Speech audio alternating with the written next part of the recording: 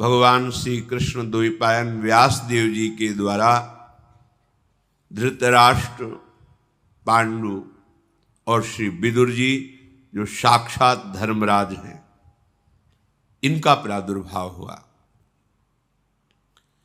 तीनों कुमारों के जन्म से संपूर्ण कुरुवंश, कुरुजांगल, कुरुक्षेत्र, इन तीनों में बड़ी उन्नति, बड़ी शांति, बड़ी प्रसन्नता हुई। जब धर्मात्मा पुरुष का जन्म होता है तो प्रकृति भी आनंदित हो जाती है। जब कोई यहाँ अधर्म करता है तो प्रकृति अपने को समेटने लगती है। जिस जलवायु से, अन्न से हमारा प्राण पोषण होता है, ये सब पृथ्वी गुप्त करने लगती है। रसीले फल, जो सुखदायी स्वास्थ्यवर्धक वृक्ष, जल, वायु, ये सब प्रकृति चुराने लगती है। देखो, बड़े बड़े आम के ऐसे वृक्ष थे जिनमें कई सौ लोग आराम से नीचे बैठ सकते हैं, ढेर सारे फल निकलते। ऐसे आम, अलग अलग उनका स्वाद, अलग अलग गंध और स्वास्थ्यवर्धक, कोई उसमें केमिकल लगे हुए नहीं, सूख गए। देखो, वो विशालकाय आम वृक्ष कहां दिखाई दे रहे हैं। पानी प्रतिदिन धरा में नीचे ही चला जा रहा है, वाटर लेवल नीचे ही जा रहा है, ऑक्सीजन दूषित होता जा रहा है, अन्न शक्तिहीन होता जा रहा है, बुद्धि भ्रष्ट होती जा रही, विचार मर्यादा रहित होते चले जा रहे। ये इसका कारण है धर्म का पालन न करना, सत्य मार्ग में न चलना, भागवत धर्मों का पालन न करना।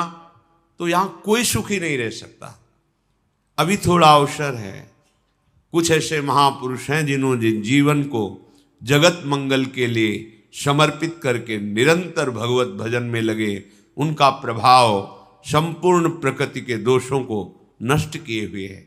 जिस दिन इस धराधाम पर ऐसे भजनानंदी महापुरुष अंतर ध्यान हो जाएंगे, हाहाकार मच जाएगा।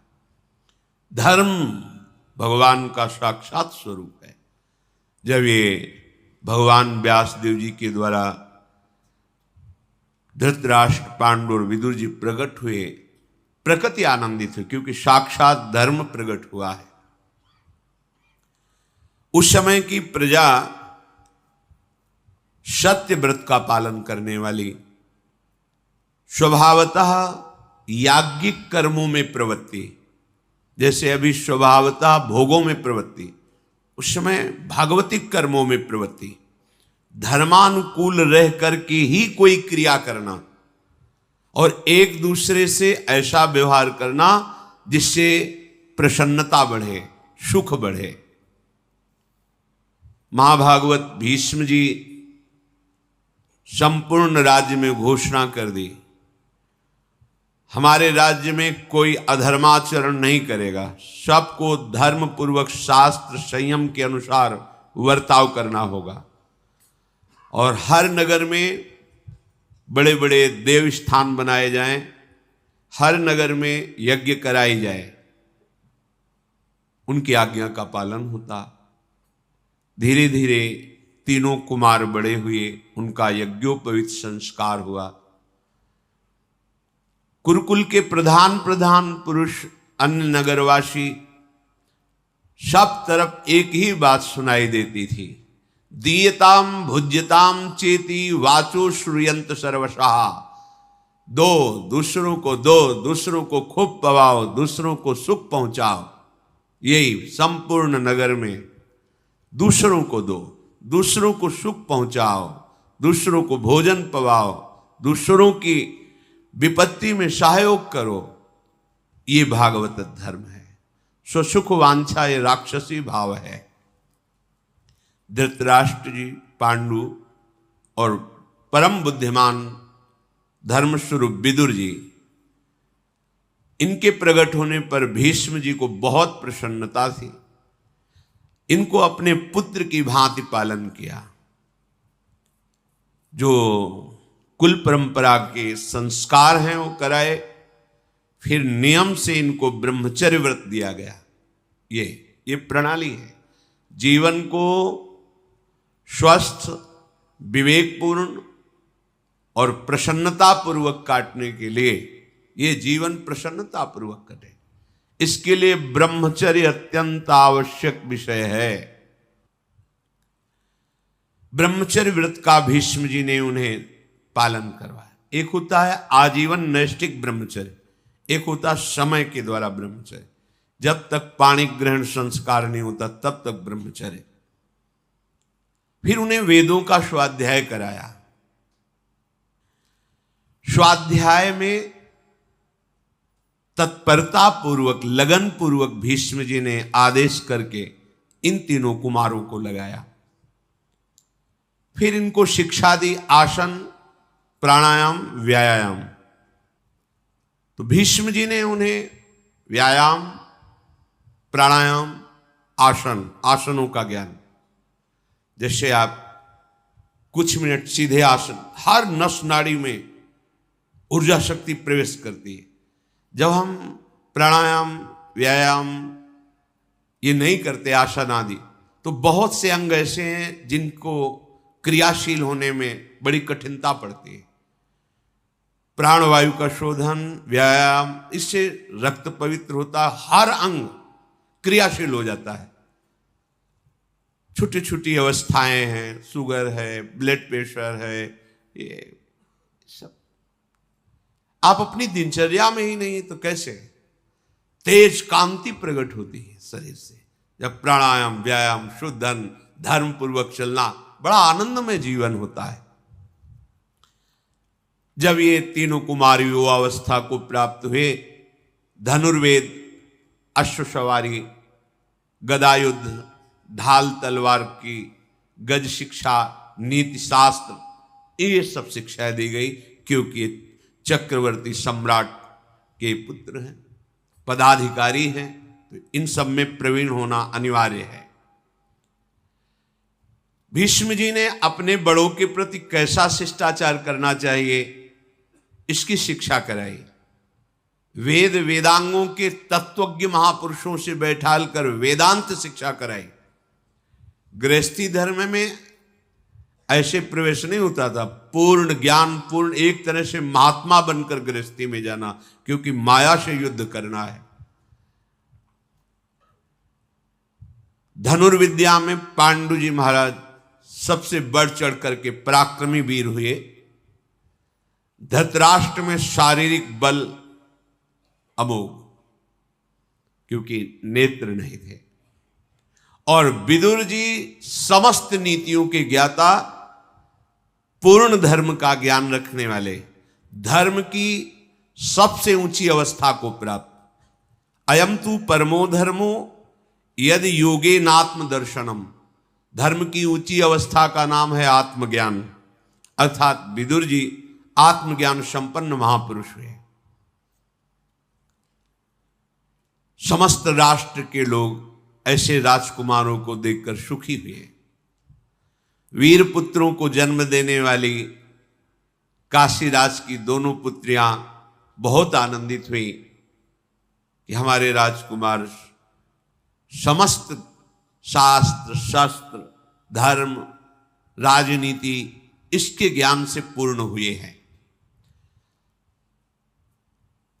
हस्तिनापुर के सिंहासन पर विराजमान करने के लिए जब बड़े बड़े धर्मज्ञों और भीष्म जी के साथ विचार हुआ, तो धृतराष्ट्र जी को आंखों से अंधे होने के कारण उन्हें राज्य नहीं दिया गया और महाराज पांडु को उस सम्राट पद पर अभिषिक्त करने का निर्णय लिया गया।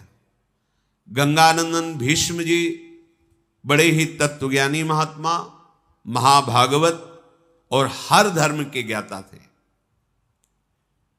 विदुर जी को बुलाया और कहा, बेटा ये हमारा कुल सद्गुणों से संपन्न है और संपन्न बना रहे, इसलिए इसकी रक्षा करना धर्म से ही युक्त होकर के, और तुम्हें धर्म का पूरा ज्ञान है, भूतल पर तुम्हारे जैसा धर्म का ज्ञानी कोई नहीं है, क्योंकि साक्षात धर्मराज है। कैसी भी परिस्थिति हो तुम सदैव धर्म का ही उपदेश करना। भगवान श्री कृष्ण द्वैपायन व्यासदेव जी की हमारे कुल के ऊपर बड़ी कृपा है। अब हमारा ये कुल आगे बढ़े, अब तुम ऐसा उपाय करो। हमें गुप्तचरों द्वारा पता चला है कि यदुवंशी शूरसेन जी की कन्या, जिनका प्रथा नाम है, राजा कुंती भोज ने गोद में उन्हें लिया है और वो हमारे कुल के अनुरूप हैं। और हमें गुप्तचरों ने बताया कि गांधार राज सुबल, मद्र नरेश, इनकी भी कन्याएं हमारे कुल के अनुरूप हैं। हमने पता लगाया है ये सब धर्माचरण करने वाली और बड़ी ही सुंदर उत्तम स्वभाव वाली हैं, तो हमारे यहां इनका विवाह संबंध हो, ऐसा तुम विचार करो। भीष्म जी ने विदुर जी से कहा। विदुर जी बोले, भगवान आप हमारे पिता हैं, आप हमारी माता हैं, आप ही हमारे परम गुरु हैं। आप जैसा कह रहे हैं अक्षरशः सत्य है, वही विधान किया जाए जिससे तीनों राजकुमारियां हमारे यहां पधारे। भीष्म जी ने उत्तम ब्राह्मणों को सबसे पहले गांधार राज सुबल की पुत्री शुभलक्षणा गांधारी जी के यहां भेजा। पता लगाया, पता लगा कि वो देवाधिदेव महादेव जी की उपासना में तन्मय है गांधारी जी। कैसा जीवन, पवित्र जीवन होता। वरदायक भगवान शंकर की आराधना करके 100 बलवान पुत्रों के प्राप्त होने का वो वरदान प्राप्त कर चुकी हैं। ठीक ठीक पूरा पता लगाकर भीष्म जी ने गांधार राज जी के पास अपना दूत भेजा और कहा पूरा परिचय ठीक से देना जाके कि धृतराष्ट्र आंखों से रहित है, कहीं छुपाव मत करना। धृतराष्ट्र के लिए हमारे ये गांधारी ठीक रहेंगे, जाकर उनको प्रार्थना करो, निवेदन करो। गए, मैं हस्तिनापुर से आया हूं, बड़ा स्वागत हुआ उनका। और गांधारी जी को धृतराष्ट्र के लिए हम वरण करते हैं। दूत ने भीष्म जी की बात कही। जब गांधारी जी ने सुना कि मेरा वरण अंधे से हो रहा है, मेरे माता पिता राजी हो रहे हैं, उसी समय उन्होंने एक मोटा रेशमी वस्त्र लेकर कई परत करके अपनी आंखों में बांध लिया। ब्याह नहीं हुआ, ब्याह की बात चली है। सुंदरी तपस्या परायण कह सकती थी मुझे अंधा पति नहीं चाहिए। माता पिता राजी, तुरंत रेशमी वस्त्र मोटा लेकर कई परत करके आंखों में बांध दिया। यदि मुझे ऐसे पति के साथ वर्ण किया जा रहा है जिसकी आंखें नहीं, तो मैं भी जीवन में किसी को नहीं देखूं। उसी समय पट्टी बांध ली। क्या धर्म है, क्या निष्ठा है। गांधारी उसी समय निश्चय किया कि अपने पति की हर विधान से मुझे सेवा करते हुए पातिव्रत धर्म का पालन करना है। अपने पति में कभी दोष नहीं देखूंगी, कभी उनकी आज्ञा का उल्लंघन नहीं करूंगी। गांधार राजकुमार शकुनी बड़े ही प्रवीण थे, द्यूत क्रीड़ा में, राजनीति में और छल विद्या कपट विद्या में भी। युवावस्था थी। पिताजी से आदेश लेकर अपनी बहन गांधारी को बड़ी सेना के साथ सुरक्षित हस्तिनापुर लेकर आए और बड़े आदर सत्कार के साथ भीष्म जी को प्रणाम करके कहा आपकी सूचना मिली, तो ये हमारी बहन है, धृतराष्ट्र जी के लिए हम समर्पित करते हैं। बहुत सा ऐश्वर्य भी लेकर के आए हुए थे। भीष्म जी की सम्मति से शास्त्र के अनुसार गांधारी जी का धृतराष्ट्र के साथ विवाह हुआ। शकुनी ने अपनी बहन को बहुत सा रत्न आभूषण आदि दहेज में दिया। भीष्म जी ने शकुनी का सम्मान किया। इसके बाद वो गांधार राजकुमार वापस चले गए।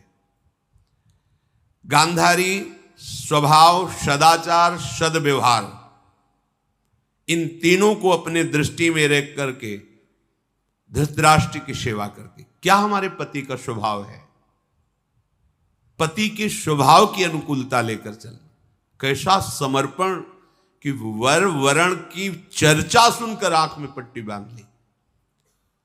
कैसा धैर्य। भला एक दिन आंख में पट्टी बांध के देखो, घबराहट पैदा हो जाएगी। आंख होते हुए भी संसार को ना देखना, क्योंकि मेरे का वरण ऐसे पति के साथ जिसके आंख नहीं है। सुंदर वर्ताव करते उन्होंने धृतराष्ट्र और समस्त गुरुजनों को प्रसन्न कर लिया। यदुवंशियों में श्रेष्ठ महामनस्वी शूरसेन जी हुए हैं, जिनके पुत्र भगवान के पिता वसुदेव जी। इन्हीं शूरसेन के पुत्र हैं वसुदेव जी। उनको एक कन्या हुई थी जिसका नाम पृथा रखा गया था। बहुत ही रूपवान और स्वभाव में बहुत ही गंभीर स्वभाव की थी। शूरसेन के एक मित्र थे कुंती भोज। दोनों में मित्रता में पहली प्रतिज्ञा कर रही थी कि जब हमारी पहली संतान होगी वो हम आपको भेंट करेंगे। ऐसा शूरसेन ने कुंती भोज से किया था। शूरसेन जी की पहले कन्या हुई पृथा जी। उन्होंने अपने मित्र को बुलाया और कहा, प्रतिज्ञा थी जो पुत्र या पुत्री होगी वो आप स्वीकार करते। शूरसेन की कन्या पृथा को कुंती भोज ने स्वीकार किया। कुंती भोज के घर में प्रथा ब्रह्मचर्य का पालन करते हुए देवताओं का पूजन करना, जप करना और आए हुए संत महात्मा अतिथियों की सेवा करना, ये उनका प्रधान कार्य था। अभी कुछ अवस्था हुई ही थी कि बड़े ही कठोर व्रत का पालन करने वाले, धर्म में सदैव सावधान, तपस्या के महान धनी ब्रह्म ऋषि दुर्वासा जी पधारे कुंती भोज के यहां। वो अतिथि सेवा, संत सेवा में बड़ी प्रवीण थी प्रथा जी। प्रथा जी उनकी सेवा में लगी। यद्यपि वो बड़े ही क्रोधी और उग्र स्वभाव के थे, पर बहुत सहनशील, शांत रहकर सावधानी पूर्वक उनकी सेवा प्रथा जी ने की। राजकुमारी प्रथा की सेवा से यद्यपि अत्यंत उग्र स्वभाव और कठोर स्वभाव के दुर्वासा जी बहुत प्रसन्न हुए और कहा कि बेटा तुमने हमें रिझा लिया। मैं तुम्हें एक मंत्र प्रदान करता हूं। इसकी प्रयोग विधि ये है और ये वशीकरण मंत्र है। तुम जिसको चाहो, जिस देवता को, उसी क्षण बुला सकती हो। मंत्र का प्रयोग करते हुए देवता तुम्हारे सामने उपस्थित होगा और जो तुम चाहोगी वो तुम्हें वो प्रदान करेगा। ऐसा वरदान दुर्वासा जी ने दिया। ब्रह्मर्षि दुर्वासा के कहने पर कुंती के मन में बड़ा कौतूहल हुआ। मैं जिस देवता को चाहूं उसको बुला सकती हूं। यद्यपि अभी कुमार अवस्था में ही थी। दुर्वासा जी के चले जाने पर एक दिन महल में सूर्य की किरणें अभी उदय ही हुए थे, आ रही थी। दृष्टि गई सूर्य पर। तो उन्होंने सोचा मंत्र का प्रयोग करके देखें। जो ऋषि ने कहा है कि बुलाते ही तुरंत, तो क्या सूर्य भगवान हमारे पास आ जाएंगे? उसी पद्धति से तत्काल मंत्र का उच्चारण किया। जो ही उच्चारण किया तो उत्पत्ति पालन करने वाले तेजस्वी भगवान सूर्य कहां से आए कैसे आए पता नहीं, सामने खड़े। आश्चर्यचकित हो गई, भयभीत हो गई प्रथा जी। भगवान सूर्य आकर बोले, बुलाया, मैं उपस्थित हुआ। बोलिए किस कार्य के लिए बुलाया, कौन सा तुम्हारा प्रिय कार्य करूं। दुर्वासा जी के द्वारा दिए हुए मंत्र से प्रेरित होकर मुझे यहां आना पड़ा। कुंती जी ने हाथ जोड़कर कहा प्रणाम करके कि भगवान, बस ऋषि ने मंत्र दिया था, मैं उसका प्रयोग करके देखना चाहती थी कि क्या ऐसा होता है। आ गए, आपसे हमें कुछ नहीं चाहिए, आप पधारिए, भय मत करो, हमारा आना व्यर्थ नहीं जाएगा। मेरा दर्शन अमोघ है, मेरा आवाहन व्यर्थ हुआ तो निसंदेह तुम्हें बड़ा पाप लगेगा। किसी भी बड़े देवता को प्रयोग के लिए नहीं बुलाया जाता कि हम मंत्र प्रयोग किए आ गए, हां ठीक है जाओ, ऐसा नहीं। लक्ष्य होना चाहिए, ये मेरा दर्शन व्यर्थ नहीं जाना चाहिए। भगवान सूर्य ने जब ऐसा कहा तो उनका, भगवान मुझे कोई आवश्यकता नहीं। तो उनका कि मैं तुम्हें एक पुत्र प्रदान करता हूं। तो अभी हमारी कुमार अवस्था है और ये बहुत निंदनीय होता है कि कुमार अवस्था में संतान होना। हे परम तेजस्वी सूर्यदेव, मुझे बहुत संकट में आपने डाल दिया। उन्होंने कहा राजकुमारी, तुम्हारे कन्या धर्म का नाश नहीं होगा, पर तुम्हें पुत्र होगा। कोई दोष नहीं लगेगा और तुम्हें गर्भ धारण नहीं करना पड़ेगा। भगवान सूर्य की कृपा से उसी समय महावीर एक पुत्र प्रकट हुआ। वो जन्म से ही दिव्य कवच और कुंडल धारण किए हुए, भगवान सूर्य के समान, जैसे सूर्य का प्रतिबिंब, ऐसे तेजस्वी बालक। जन्म के साथ कवच कुंडल धारण किए हुए उस बालक को भगवान सूर्य ने कहा इसका नाम कर्ण होगा और सब लोकों में महान दानी और बड़ा वीर ये पुत्र होगा। परम तेजस्वी भगवान सूर्य ऐसा कहकर अंतर्धान हो गए। इतना सुंदर पुत्र देख करके आसक्त हो गई। अब प्रथा जी ने, जिनका नाम कुंती हुई, कुंती जी ने हृदय में बड़ा दुख किया कि किसी से कह नहीं सकती कि मेरा पुत्र है, अब क्या करूं। बहुत विचार करके यही निर्णय निकला कि इस पुत्र को अपने पास तो हम रख ही नहीं सकती। गुप्त रूप से अपने को छिपाती हुई उस महाबली पुत्र कर्ण को जल में प्रवाहित कर दिया। ऐसे काष्ठ की उसमें जिसमें डूबे ना और कोई उठा ले, ऐसी भावना करके जल में छोड़े हुए उस नवजात शिशु को एक सूत पुत्र अधिरथ थे जो उपासना कर रहे थे, उनके पुत्र नहीं हो रहा था, तो नदी में खड़े हुए मंत्र जाप कर रहे थे तो बालक के रोने की आवाज आई। देखा, समीप गए, इतना तेजस्वी बालक। उन्होंने विचार किया भगवान ने साक्षात हमें बालक दिया है। पत्नी सहित उस अपने बालक को लेकर के यही घोषित किया मेरा पुत्र है। और उस बालक का नाम कवच कुंडल आदि के साथ होने के कारण वसुसेन रखा। वसुसेन। धीरे धीरे बालक बड़ा हुआ, अस्त्र विद्या में बहुत प्रवीणता, उपासना में बहुत ही धैर्य। सूर्य उदय जिधर होता है उस तरफ मुख करके खड़े हो जाते हो। जब सूर्य पीठ पे लगते तब तक जल में खड़े हुए हाथ उठाए केवल मंत्र जपते रहते। बाल्यावस्था में कर्ण जी, ये आराधना थी इनकी। सूर्य उदय होने के पहले ही हाथ उठाकर जल में यहां तक खड़े हो जाते, और जब सूर्य उदय होकर के पीठ में लगते तब वो मंत्र उपासना को विश्राम देते, सूर्य उपस्थान प्रणाम करके। ऐसे मंत्र में जप में लगे हुए बुद्धिमान वीर कर्ण का ये नियम था कि जिस समय मैं आराधना में, उस समय कोई प्राण भी मांगे तो मैं दे दूंगा, ना नहीं निकल सकता।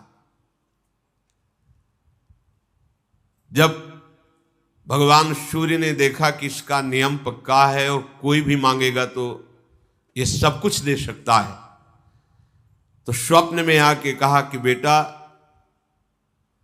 तुम मेरी आराधना कर रहे हो और मैं भी तुम्हारा पिता हूं, इसलिए तुम्हें संकेत कर रहा हूं कि एक समय ऐसा होगा देवराज इंद्र ब्राह्मण के रूप में इसी उपासना के बीच में आएंगे और तुमसे कवच कुंडल मांगेंगे, तुम उन्हें मत देना।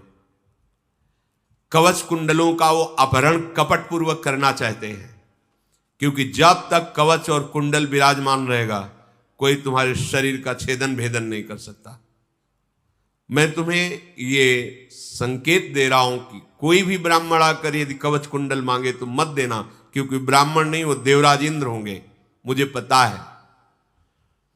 कर्ण ने कहा भगवान मेरा नियम है, यदि उस समय इंद्र या कोई भी ब्राह्मण आकर के मुझसे याचना करेंगे तो आपके इस आदेश का पालन मैं नहीं कर पाऊंगा।